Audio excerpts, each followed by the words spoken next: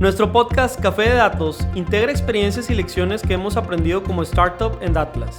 Hemos sido testigo de cómo más de 500 usuarios han utilizado nuestras plataformas para mejorar su estrategia de negocio con analítica. Este año estamos llegando a más lugares en México a través de nuestro programa Socios, una alianza que integra agencias de marketing y firmas de consultoría alrededor de todo México. Con esto, fusionamos las capacidades tecnológicas de Datlas y la experiencia local de consultores expertos. ¿Te interesa ser socio? Te invitamos a entrar a nuestro sitio web www.datlas.mx y revisar la sección de licencias. ¿Qué tal? ¿Cómo están? Bienvenidos a otro episodio de su podcast favorito de analítica, Café de Datos. En esta ocasión nuevamente aquí su anfitrión y amigo, César Salinas. Solito, nuevamente. El buen Pedro me abandonó. Ando en un evento ahí, pero el día de hoy traemos un invitado de lujo, que aparte colega con quien estamos trabajando y todo ya desde hace varios meses y que conocimos hace años a su organización. Entonces, encantado de tener por acá al buen José Ernesto Grimaldo de Nick México. Ernesto, ¿cómo andas? Un gusto, César. Muchas gracias por invitarme, gracias por estar acá. No, gracias a ti por prestarnos una hora de tu valioso tiempo en viernes en la tarde. La gente que escucha ya sabe que grabamos viernes en la tarde, entonces... Vine con una promesa y una misión. A ver si es cierto, ¿eh? No, está bien. Y aparte hace mucho calor, creo que está ad hoc el día. Sí, caray. Aquí estamos más a gusto. Para tomar café. Con el climita y con todo, ¿no? Pues a ver, Ernesto, antes de empezar a cualquier cosa y todo, por favor cuéntale a la gente quién es Ernesto, qué haces, qué te gusta hacer, etcétera, y sobre todo también, pues un poco tu vida profesional, a qué te dedicas el día de hoy. Sí, gracias. Bueno, mi nombre es José Ernesto Grimaldo y pues empecé trabajando hace algunos años. Después de estudiar la carrera de ingeniería, yo estudié ingeniería en electrónica y comunicaciones. Buena onda. Matemáticas y un montón de cosas que ahora ya no recuerdo o no quiero recordar. Pero que no quiero recordar. Estuvimos allá en el Tecnológico de Monterrey aprendiendo pues todos estos temas que tienen que ver con lo que te da una ingeniería, que te da una cierta base de entendimiento de cómo resolver los problemas, método científico, un montón de cosas, ¿no? que la ingeniería te da, aparte que te roba algunas neuronas. Pero bueno, ninguna queja. Estudié ingeniería electrónica por allá en el 98 y después pues empecé a trabajar en la industria de telecomunicaciones.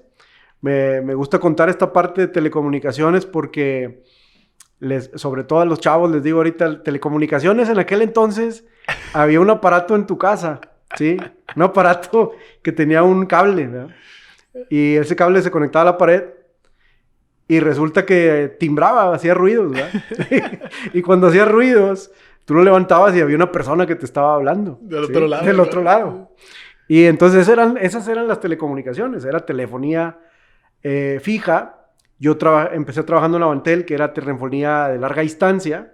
Órale. Es decir, si en aquel entonces también con un poco de contexto, si tú vivías en un lugar y querías hablarle a una persona, por ejemplo, que vivía en Cancún o en Guadalajara y tú vivías en Monterrey, claro, pues la llamada te costaba diferente que si le hablabas a alguien que vivía en tu propia ciudad. Sí, de Monterrey a Monterrey. Esa era la larga distancia, ¿no? Entonces podía ser, no sé, imagínate que una llamada de aquí a Parras, Coahuila, te podía costar 90 pesos el minuto, ¿verdad? Wow. 60 pesos el minuto aquí a Cadereyta. Entonces, ese era el negocio de las telecomunicaciones. Las llamadas de larga distancia costaban distinto a las llamadas locales. Entonces empezó a abrir en aquel momento una competencia. Ya no nada más estaba Teléfonos de México como el único proveedor y empezaban a haber otras organizaciones, como en este caso era Alestra, Avantel, Claro, a ofrecer el servicio de telefonía a larga distancia. Yo entré a Avantel a trabajar en el 99 más o menos, allá al centro de voz en Apodaca, y empezamos con un servicio bastante curioso, que era usar las líneas telefónicas, pero para dar acceso a una cosa nueva que se llamaba Internet. ¿Sí? Y esa es, otra vez también remontándonos a esa prehistoria, tenías que usar un aparato que probablemente ya nadie lo conoce, que se llamaba un módem. Un módem en tu casa y a través de la línea telefónica marcabas a una central donde te contestaban, se oían ruidos ahí medio extraños, todo este tipo de ruido, se enlazaba la llamada y entonces tú ya podías descargar texto e imágenes desde tu computadora a una super velocidad como de 2600 kilobits por segundo. Sí, una imagen, no sé, podía tardar, no sé, medio día en cargar en tu computadora. Claro. Si no perdías el... Bueno, los que son de aquella época se acordarán del famoso servicio de Internet Dial-Up, ¿no? Así se llamaba. Y ahí empecé a trabajar. Empecé a trabajar en un área que pues era muy nueva, sobre todo para México. Pero agarrando sobre todo mucho el método de los centros de voz, que es algo que admiro y que les sugiero muchas veces a los jóvenes, a los que van a empezar a trabajar, que se animen a trabajar en un centro de voz.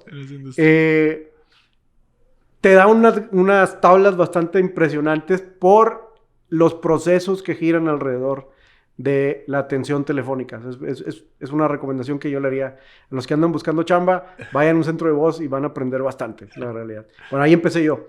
Y ya después me fui cambiando al área de operaciones, al soporte del centro de voz. Luego entré ya con proyectos, administración de proyectos. Y ya me fui metiendo más por el lado del desarrollo de sistemas, hasta que cuando llego a NIC México, que hubo una fusión, ¿verdad?, entre Avantel y Axtel.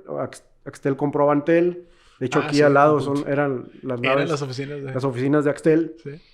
Acá en Santa Catarina. Y bueno, pues ahí obviamente, cuando hay una fusión en las empresas o una adquisición, pues hay dos bandos, ¿verdad? El bando el que compra y el que fue comprado. Y el conquistado, ¿verdad? Entonces a mí me tocó la suerte de los conquistados y empecé a buscar chamba y llegué a NIC México.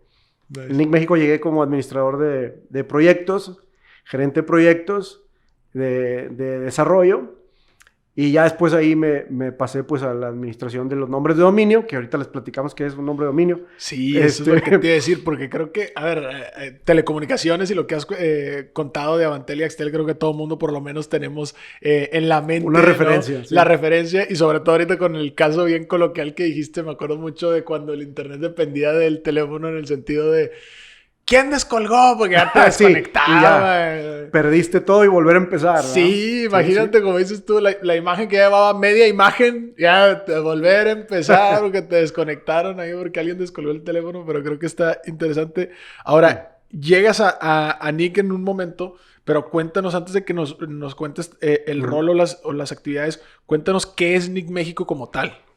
Sí, mira, cuando surge el internet, allá en los 90s, todo esto era un proyecto académico. Internet era una red académica, es decir, era un experimento. Ni siquiera internet era vamos a llamarle, un producto o un servicio que alguien hubiera diseñado como para pensar que fuera lo que es hoy en día, ¿verdad? Que hoy en día es prácticamente la actividad más importante en muchas industrias. En aquellas épocas Internet era una red, pues la red de redes se llama, ahora el World Wide Web, pero en aquel entonces era una red vamos a llamarle, es un proyecto académico que buscaba que dos computadoras pudieran intercambiar información. Y esto ya se podía lograr vamos a llamarle, en espacios pequeños, ¿sí? Imagínate como un experimento de ingeniería. Yo me puedo comunicar de aquí a allá. Ya existían, obviamente, la comunicación por antenas y todo este tipo de cosas. Pero entonces era enlazar dos computadoras y que esas computadoras pudieran comunicarse entre sí. Empieza el proyecto a expandirse y entonces empiezan las universidades a hablar entre ellos y decir, bueno, quiero conectarme yo contigo, tú, claro, para ver si podemos intercambiar información entre nuestras redes de computadoras. Y así llega hasta la Universidad de Texas y obviamente la Universidad del lado de México era el TEC de Monterrey. Nice. El TEC de Monterrey hace el enlace, estamos hablando de 1988 creo, más o menos. Órale. El TEC de Monterrey hace el primer enlace con la Universidad de Texas y de ahí nace, vamos a decir, la necesidad de identificar una red con otra. En aquel momento era, bueno, ¿cómo identificamos a los que están en Estados Unidos contra los que están en México. ¿Qué nombre les ponemos? O sea, porque es una computadora que está en otro lado. Yo tengo que poder identificar a nivel de redes que esa computadora no es la misma que la que está aquí.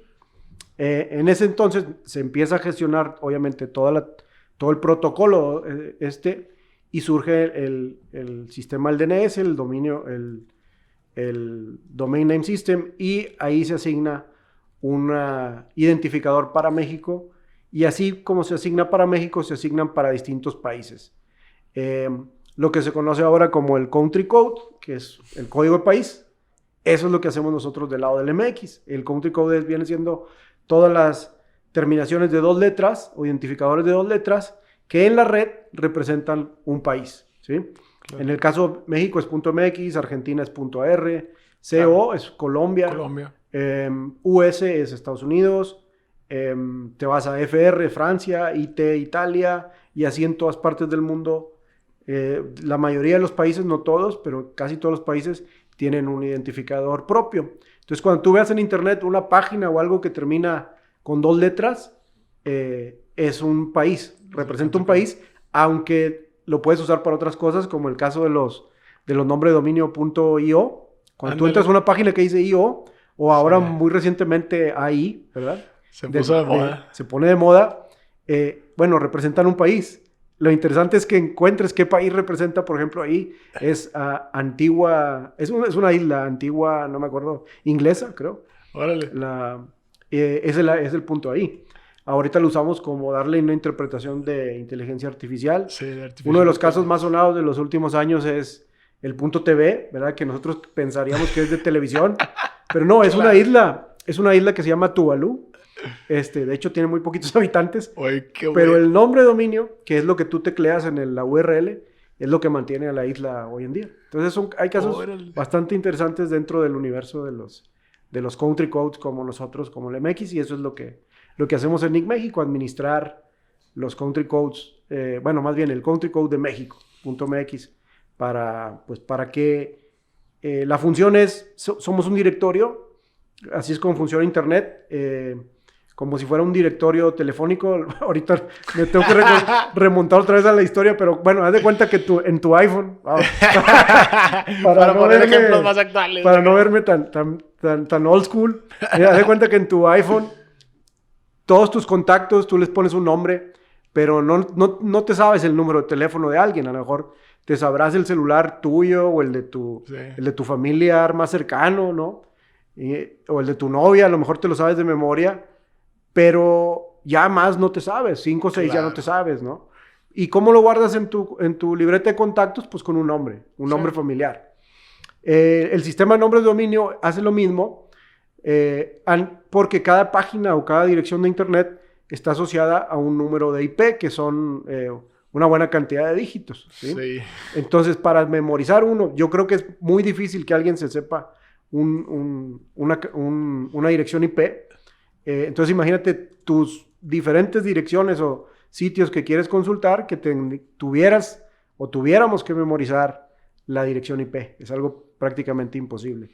Claro. Ahí surgen los nombres de dominio, un identificador donde nosotros, como ya humanos, nos podemos acordar de palabras, de asociaciones, y eso, el directorio, que es el caso, lo que hacen los registros como nosotros, lo traducimos a una IP, se lo regresamos al navegador, y el navegador ya te lleva a esa dirección para que descargues el contenido y lo puedas ver. Y ahí, pues sí, son sitios web, correos electrónicos, FTPs, cualquier servicio que corra sobre internet. Claro. Eso es lo que hacemos en NIC México. Me encanta la abstracción que acabas de hacer, porque justamente pues la IP puede llevar hasta 12 dígitos ahí, o 14 o más. Entonces imagínate que en vez de teclearle www.atlas.mx tuvieras que ponerle 10, 25, 54, 33.44, no sé qué, Así es. Ni nuestra capacidad de memoria pudiera. O sea, dicen que nuestro cerebro es muy bueno y lo usamos poco, pero la realidad es que sería muy complejo, ¿no? Y este sistema nos facilita la vida, claro, ¿no? Así surge todo el tema del internet, de los directorios. Hay, como te digo, un administrador por país. No es un tema de de control ni de otra cosa, pero sino es más bien un tema técnico, de que no puede haber 3 o 4 directorios que mantengan la misma información, sino solamente debe haber una sola fuente para que tú vayas y ahí consultes los nombres de dominio. Sí, por y orden y homologación y todo. Eso sucede así en todo el mundo. Y luego están los otros dominios que no son los de país, que son los genéricos, los que todo el mundo conoce, como el .com, .net, .org. Son organizaciones igual que nosotros, pero esas ya son de tipo privado, o más bien de tipo abiertas, o se rigen por diferentes reglas que los del país. Nosotros realmente la realidad es que tenemos una vocación más hacia adentro del país, más que al negocio, a que se genere todo el ecosistema de Internet, que haya emprendimiento alrededor de esto, que haya crecimiento, que haya innovación. Todo eso es lo que vamos buscando los diferentes países con una intención un poco más enfocada. Vamos a decir que la parte más comercial está dentro de las otras terminaciones que son más genéricas, y esas tú las vas a identificar porque tienen 3 letras o más. Claro. O sea, ahora en día creo que hay alrededor de 1,300, 1,400 diferentes terminaciones que tú puedes ponerle a tu sitio web o a tu correo electrónico, ¿no? Por eso de repente empiezas a ver, oye, hay un .pro, hay un punto .lat, un punto ninja, hay un punto CEO, hay un montón de cosas, ¿no? Me hubieras dicho, si me hubieras hecho así un estimado, yo te hubiera dicho que menos de 1,000. Sí. No manches. Ya sí, la mayoría que usamos, no sé, muy comúnmente a lo mejor has visto unas 100, 20. Sí, claro. Las más comunes, ¿no? Obviamente la que más se utiliza en el mundo es .com porque es la primera que vamos a decir que nació de una adopción más pues más amplia, ¿no? Sí, o sea, desde que adoptó la gente como la extensión por default, pero luego fuimos empezando a crecer y vimos más opciones. Esta expansión se dio hace poco, yo creo que hace como unos 8 años, que fue cuando ya las opciones empezaron a abrir, y hay muchas cosas. Hay cosas .país, hay dominios .país o .ciudades. Bueno. Por ejemplo, tenemos .londres, por ejemplo, .london, .nyc para Nueva York, .barcelona. Hay un montón de... .rio, que fue ahí medio problemático, y .amazon, que también estuvo en disputa. Creo que ese no se abrió al final por la marca, y en Brasil había una disputa ahí por la zona del Amazonas. Entonces, sí, o sea, para todos los ámbitos se abrieron ahí discusiones con las diferentes terminaciones de nombre de dominio, pero pues bueno, ahí andamos. Eso es lo que hacemos. Genial. Y es en lo que andamos más o menos trabajando desde hace un buen tiempo, entendiendo que son cosas muy diferentes, ¿verdad? A lo que a lo mejor alguien puede ver, y que somos pocas las organizaciones que existimos en el mundo con esa vocación. Sí. Y entonces nosotros mismos nos vamos agrupando en diferentes asociaciones. Ya se conocen todos. Sí, cuando somos muy poquitos, como que todo el mundo nos conocemos bien rápido, ¿no? Exacto. Yo creo que así le pasa a las industrias, que dicen, oye, pues nada más yo me dedico y al otro, déjame junto para ver qué hacemos o a qué más llegamos, ¿verdad? Porque así pasa en el tema de los dominios, de los administradores, y estamos ahí organizados en algunas asociaciones regionales y bueno, internacionales incluso. Sí, claro. Ahora, justamente, Ernesto, mencionaba yo al principio del episodio que conocimos a Nick, pues por allá del 2017 nosotros, justamente a partir de una conferencia que dimos en Inc. Monterrey, que es un festival de innovación y emprendimiento que se hace por acá en Monterrey, para quienes nos escuchan de fuera, súper invitados, ¿no? De hecho, lo auspicia el TEC de Monterrey, y pues hay un montón de organizaciones alrededor, y nosotros justo conocimos a Nick ahí porque estaban justo levantando unas como pequeñas capsulitas de algunos conceptos interesantes. Nosotros veníamos bajándonos de dar una conferencia de Big Data, y justo invitaron a Pedro y le dijeron, oye, ¿sabes qué? Queremos hacer una mini cápsula de qué es Big Data explicado con palabras simples, ¿no? Sí. Y a partir de ahí fue que genuinamente pues nos nació la curiosidad, oye, Nick México, ¿qué onda con Nick México? Y ya nos enteramos de todo esto que les acaba de contar Ernesto. Pero ¿a dónde voy con esto, mi estimado Ernesto? para que nos cuentes un poco también, ahorita decías, oye, es que para nosotros uno de los muchos objetivos que hay o una de las muchas cosas que nos conviene o que nos genera valor o que esperamos generar valor es justamente este tema de emprendimiento, justamente este tema de que se empiecen a usar o empiecen a ser más cotidianos y empiecen a nacer muchos más sitios web con dominios.mx, etcétera. Entonces, cuéntame un poco la relación que tienen Inc. con esta parte como del emprendimiento o con esta parte de Inc. Monterrey, del mismo tech, etcétera. Sí, o sea, yo creo que es una buena pregunta. ¿Por qué nos interesa a nosotros que esto suceda y por qué no nos quedamos haciendo dinero? ¿Qué es lo que hacen las empresas, ¿no? Bueno, la realidad es que, como te decía ahorita, las organizaciones como nosotros tenemos una vocación más volteando a nuestra comunidad.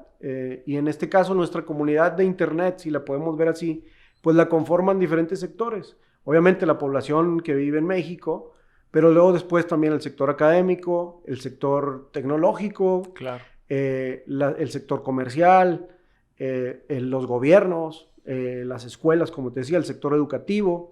Y entonces tenemos que ver que el Internet le vaya dando a cada quien lo que necesita. Y que no haya algún stopper en alguno de los diferentes elementos para que fluya el desarrollo y que el Internet sea realmente una palanca. Yo soy un convencido de que el Internet es una de las palancas más fuertes para transformar, no nada más a los negocios, sino también a los países, a las comunidades. Claro. Porque lo he visto, no porque me lo hayan contado, porque he visto cómo el Internet llega con diferentes cosas a transformar la actividad de las personas. Entonces, Nick México, de alguna forma natural, siempre está involucrado con el tema de la tecnología y también con el tema de que este conocimiento vaya llegando a donde tiene que llegar para provocar la innovación. Uno de los 8 principios por ahí que pusieron al inicio los diseñadores del Internet, les llaman los padres del Internet, pero al final eran estas personas que empezaron a hacer esta red de la que platicábamos, es el tema de la apertura, que la apertura y la innovación sin pedir permiso. Es algo que a mí siempre me ha llamado mucho la atención. Decía, si tú quieres hacer algo en Internet, no tienes que pedirle permiso a nadie. Tú lo haces dale, y sí, ya. Sí, claro. ¿Sí? Y no debería de haber un tema jerárquico como existe en otras industrias o en otras cosas. Decir, es que tienes que ir a pedir una autorización aquí y luego una autorización allá. Y entonces a lo mejor ya puedes empezar con tu proyecto. Internet en ese sentido siempre ha sido muy abierto a, ok, dale, y si la gente lo acepta, pues al final estás del otro lado. Creo que por eso hemos visto casos muy acelerados de negocio, ¿no? De innovación, todo este tema de startups y que de repente empiezan a resolver problemas de una forma innovadora, la gente lo agarra y es un boom, ¿no? Sí, claro, una adopción exponencial. Exacto. Muy poquito tiempo. El efecto multiplicador de Internet creo que es bastante interesante.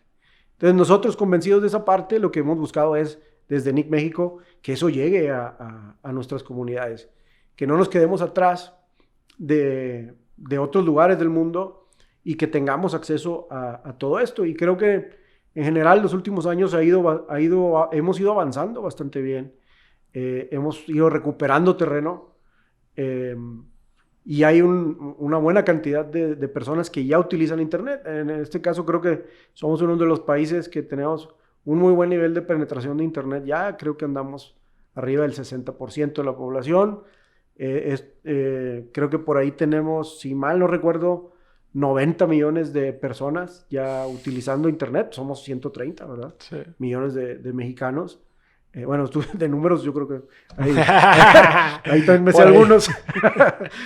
Y somos como 70 millones de usuarios de Facebook. Entonces imagínate, sí. Para nosotros eso representa que hay un interés por hacer cosas en Internet.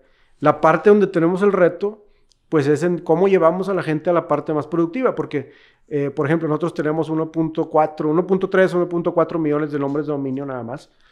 Y con los genéricos que existen en México, pensamos que hay como unos 3 millones de dominios, más o menos en México. Y vemos que hay mucho espacio para crecer. Si ahorita te decía, son 70 millones de personas usando Facebook.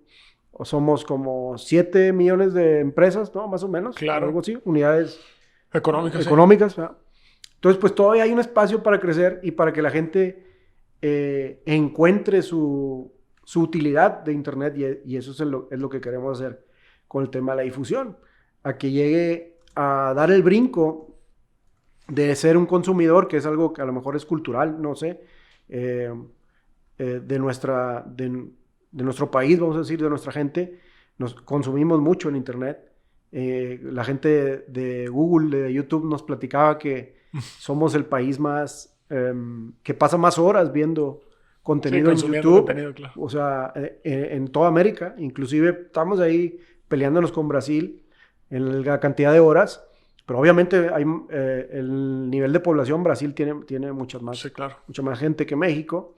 Entonces eso quiere decir que hay actividad en Internet. El tema es cómo llevarlos a una actividad, a las personas, cómo irnos a la parte más productiva y sacarle ventaja realmente para mejorar en alguna de las actividades que yo quiera hacer.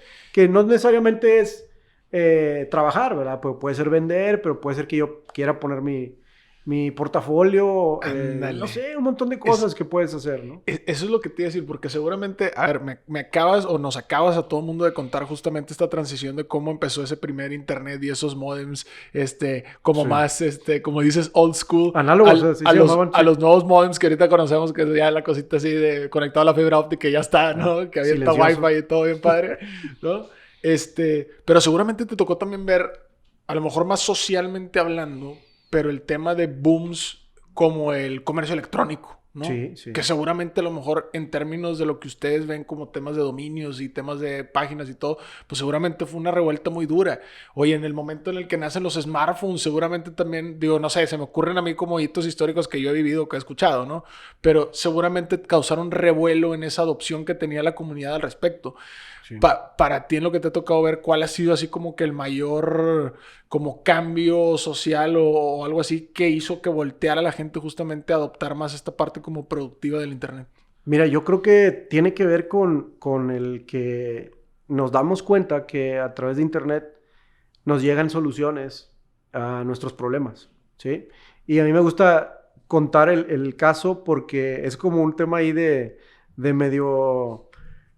como de orgullo ahí que nos picaban la cresta antes, porque cuando ibas con una de estas asociaciones o unas empresas grandes, ¿verdad? Para decirles si querían hacer negocio en México, por ejemplo, si se animaban a traer un software a México o a traer algo, nos decían, no, pues mira, lo que pasa es que México, pues no tienen mucha penetración de Internet y no tienen tantos usuarios. Y aparte no les gusta usar tarjetas de crédito y no, se ve muy complicado. Esa era una de las, vamos a decir, de los paradigmas, ¿no? Que decían, es que el mexicano no usa tarjetas de crédito, entonces pues no va a poder hacer e-commerce nunca, ¿verdad? Porque... Claro, pues, ¿cómo? Dependes del medio pago. Porque antes, no sé si recordarán, pues casi siempre para transaccionar te pedían una tarjeta de crédito. Claro. ¿No? Era como estaba resuelto el tema del e-commerce. Y entonces eran como esos stoppers ahí. ¿Qué sucede o dónde empieza, como te decía, el cambio? Cuando te das cuenta que usar alguna aplicación o usar alguna herramienta de Internet te resuelve un problemón que tú tienes. El caso que yo uso muchas veces o que usaba en algunas conferencias era el caso de Uber. Cuando llegó Uber a México, pues fue un boom, ¿no? Sí. Más que en otros países. Incluso por eso Uber por aquí de repente volteó y dijo... A México, dale con todo, ¿no? Sí. Entiendo yo que en algún momento, no sé si todavía, pero cuando yo platicaba de esto, México era el segundo país para Uber en importancia de ingresos. Claro. Entonces imagínate eso, un país chiquitito, tercermundista, allá entre Estados Unidos y Sudamérica, se vuelva lo más importante para una empresa de estas globales, ¿no? Claro.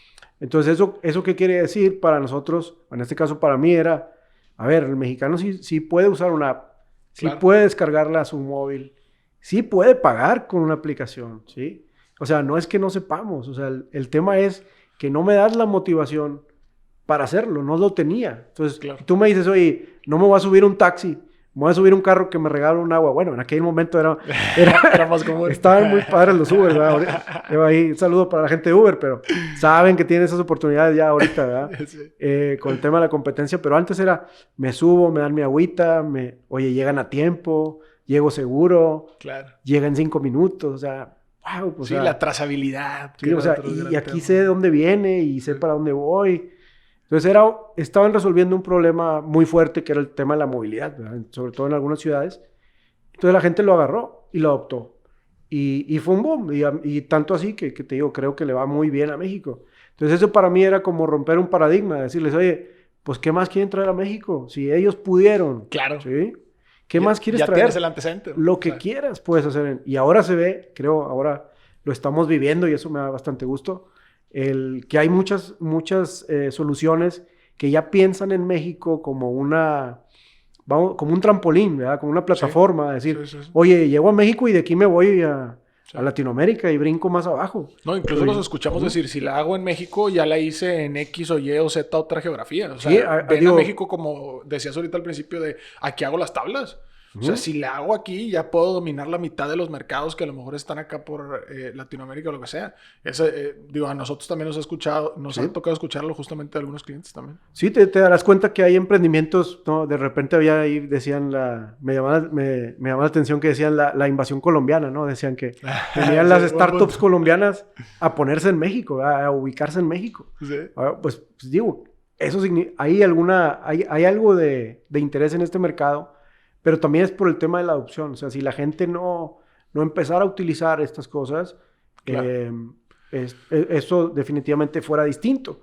Ahora el reto es ese. ¿Cómo hacemos que nosotros mismos, como mexicanos, digamos, oye, yo quiero emprender? O sea, ¿qué me falta a mí para aventarme? Claro. Y qué interesante que menciones eso, porque justo ahorita, por lo menos en la época en la que estamos grabando, se acaba de anunciar famoso inversión de Tesla por acá. Que va a ser vecino, ¿no? Todo el asunto, ¿no? Sí. Y me parece interesante conectarlo con el comentario que acabas de dar, en el sentido de cómo de pronto para la inversión extranjera era un tema... El tema de conectividad era un tema, el tema de penetración, o sea, se vuelve tan relevante como para hacer una toma de decisiones del nivel que estamos viviendo ahorita de, oye, Tesla viene o no viene, ¿no? O sea, o se queda o no se queda, o está en un municipio o en el otro, o está en una ciudad o en el otro, o en un estado o en el otro. Entonces, creo que esa relevancia es bien importante. Ahora, me has hablado, mi estimado Ernesto, estamos entrando como a este último bloque del episodio, pero me has hablado acerca un poco de la historia, hablamos un poco del presente, de cómo están inmersos hoy en día. Cuéntame qué viene hacia futuro, es decir, ¿a qué le están apuntando ustedes? ¿Qué están viendo? ¿Cuáles son los objetivos estratégicos? ¿Cuál es ese sueño que están persiguiendo? Un poquito las metas a largo plazo. Sí, súper interesante el futuro, creo que o sea... No sé, yo de repente lo platicamos ahí con algunas personas y decimos, no sé a dónde va a llegar esto, qué más vamos a ver, porque es una aceleración constante. Yo eso es lo único que veo, es que no vamos a estar haciendo o no vamos a estar platicando de lo mismo en los siguientes 5 o 6 años. Probablemente va a ser algo totalmente diferente, sobre todo por lo que estamos viviendo. No quiero decir novedad o algo, porque ustedes que están metidos con el tema de datos sabrán que el tema de inteligencia artificial y el tema de machine learning y todo eso, pues ya tiene años, ¿no? Pero el tema es que ha salido ahorita a la luz. Es como que alguien le echó la lámpara, le echó la luz a esto y dijeron, wow, vamos a hacerlo, ¿no? Y todo esto que está con ChatGPT y Midjourney y todas estas cosas de inteligencia artificial que le llaman, pues va a acelerar mucho todo el tema de la creatividad en Internet, ¿no? Y sobre todo el tema de poder lanzar algo en muy poco tiempo. Yo estaba viendo que ahorita dices, o sea, a lo mejor utilizando alguna de estas herramientas, yo puedo tener mi presencia en Internet a un muy buen nivel, muy rápido, ¿no? Sí. Se cumple realmente esa promesa que creo que había quedado inconclusa en este tema de que es muy fácil hacer tu sitio web. Yo siempre les digo, no le digas a nadie que es bien fácil hacer tu sitio web, porque no lo es. Es muy difícil. La realidad es que tiene una curva de aprendizaje, pero con algunas herramientas ya puedes realmente tener algo bastante decente, muy rápido. Entonces yo creo que el futuro va hacia que nosotros vamos a ir resolviendo con tecnología cosas todavía mucho más retadoras, y las cosas que para ahora son como porque parece que son obstáculos todavía lograrlos, los vamos a poder alcanzar más rápido. En el tema de dominios, nosotros decíamos por allá del 2018, creo que fue cuando alcanzamos, 2019, creo, 2019, finales de 2018, 2019, que llegamos al 1,000,000 de dominios. Hoy tenemos cerca de 1,400,000. O sea, vamos obviamente acelerando. Entonces, Sí, eso te dice, claro. oye, pues me ¿Cuántos años? tardé 10 años en llegar a 1,000,000 y ahorita ya vamos como a 2, la 3 mitad, años, sí, ¿verdad? claro. Entonces, Sí. esto va a ir más rápido. Y el indicador es más gente teniendo actividad Claro. en Internet. Creo que eso es innegable, ¿no? Y ahorita que mencionabas la estrategia de las empresas y todo esto, pues yo creo que todo el mundo ya considera Internet como en su lista, ¿verdad? Aunque Sí. no sabes cómo tal vez hacerlo, pero dices, ya tengo que estar ahí, ¿verdad? No, y ves que también en el mercado estamos transicionando hacia allá. O sea, ahora todo el contenido, Sí. pues de streamings y todo este rollo, pues ya todo es con base en internet y con base en internet y con base en internet. Yo hace años cuando empezamos, yo me acuerdo que, pues, a ver, con 30 megas lo hacíamos perfecto ahí en la familia. Sí. Ahorita nos andamos peleando por los 100 y 200 megas porque pues, Sí, ya cada sí. quien 4 aparatos y 9 canales y todo en streaming y todo al mismo tiempo y en vivos y no sé qué. Entonces, sí está muy interesante. Ahora, antes de dejarte ir, mi estimado Ernesto, no Sí. me lo perdonaría la raza si no te lo cuestiono por ahí, pero tenemos justamente una muy bonita costumbre por acá y es preguntarle a los invitados si tienen algún tipo de, no sé, libro, podcast, serie, película, algún contenido que hayas consumido o que digas tú, oye, fíjate, vale la pena si quieren adentrarse en este tema o ahondar más en este tópico, lo que sea, que hayas consumido, sea recientemente o sea hace mucho que te haya marcado y que se lo quieras aquí recomendar a la No. raza. Oye, hay un montón de Aquí echamos la lista. literatura así como que llamativa, ¿no? Y sobre todo ahorita que dices, van saliendo más y más y vas leyendo. Algo a lo mejor no es un libro o algo, pero que les recomiendo que hagan igual y yo. No es para hacer trampa, pero sí para leer más cosas en menos tiempo. Hay un sitio que se llama Get Abstract, que te ayuda a tener un libro súper desglosado y te dice, bueno, no leí todo el libro, pero leí una muy buena reseña, se llama Get Abstract. Hay un servicio de paga, obviamente, y eso te puede ayudar muy rápido a leer ciertos libros que dices, oye, pues es que no alcanzo. La realidad es que a la velocidad que vas no alcanzas a leer todo a full. Claro. Y si ya te interesa, obviamente compras el libro. Ese servicio me ha ayudado a decir que bueno que no compré este libro. Y también a decir, oye, ¿sabes qué? Lo voy a comprar y lo voy a leer todo. Vale la pena. Sí. En general creo que eso me gusta mucho. Y de transformación digital recomiendo el libro del maestro David Rogers, que se llama Digital Transformation Playbook. Creo que está también en español. Y ese libro pues es muy, muy ilustrador porque te lleva a pensar en la transformación digital, no nada más desde el punto de la tecnología, que es a lo mejor como que el primer gancho en el que podemos caer y decir, me voy a transformar comprando software o hardware. No, tienes que cambiar tu forma de pensar desde la compañía y te ayuda a entender que la transformación digital no es necesariamente una transformación tecnológica, es decir, no solo son fierros. Me gusta mucho ese libro y yo creo que por ahí si los que digan, pues sí, yo como que voy un poquito más atrás, léanse ese libro, les va a ayudar bastante, de David Rogers. Y no, pues muchas más cosas ahí que me gusta leer y luego los iré compartiendo, pero cada vez hay más cosas interesantes desde cuestiones de hábitos y todo esto. Creo que es una época muy interesante para estar en internet. Qué fregón. Y pues bueno, uno de los últimos justamente costumbres que tenemos en Café de Datos también antes de dejarte ir es una pregunta que le hacemos a todo mundo aquí en el podcast, sobre todo para que la gente los conozca un poquito más a título personal. Si te pudieras tomar un café, yo sé que tú sí eres muy cafetero, con cualquier personaje de la historia, ¿con quién sería y qué le preguntarías? Wow, es una muy buena pregunta. ¿Con quién me tomaría un café? Cualquier personaje de la historia. Vivo o ya difunto, te lo puedes traer también. No, me daría más miedo. No, fíjate, yo me tomaría un café con este señor, con Elon Musk. Ándale. Y preguntarle que por qué corrió a todos los de Twitter de esa forma. La realidad es que A mí sí me dio una cierta diferencia entre lo que yo pensaba de él y luego como lo vi actuar. Sí fue como un shock, ¿verdad? No es que fuera mi ídolo ni nada, pero sí dije, oye, pues yo no tenía otro concepto. Órale. Sí me gustaría de repente preguntarle eso. Y sobre todo creo que es un tipo sobre todo que de repente te habla que quiere cambiar el mundo, que quiere dejar de usar pues todos estos recursos no renovables, energías fósiles. Energías fósiles y todo. Y luego por otro lado va y la empresa y corre a todos en un tris así. Digo, bueno, a ver, compadre, como para dónde vas, ¿verdad? O sea, platícame un poquito. Sí, batallando ahí para... Sí, para dejar a los muertos en paz. Sí. Buen punto. Y batallando también ahí el buen Elon entre lo humanitario y lo capitalista, ¿no? Del asunto. Exactamente, sí. Pero bueno, pero aquí lo vamos a tener de vecino. A lo mejor un día le preguntamos. Sí, de repente lo topamos a lo mejor ahí en los tacos un viernes, ¿no? Puede ser. A ver qué onda. Pero bueno, en la barbacoa del domingo.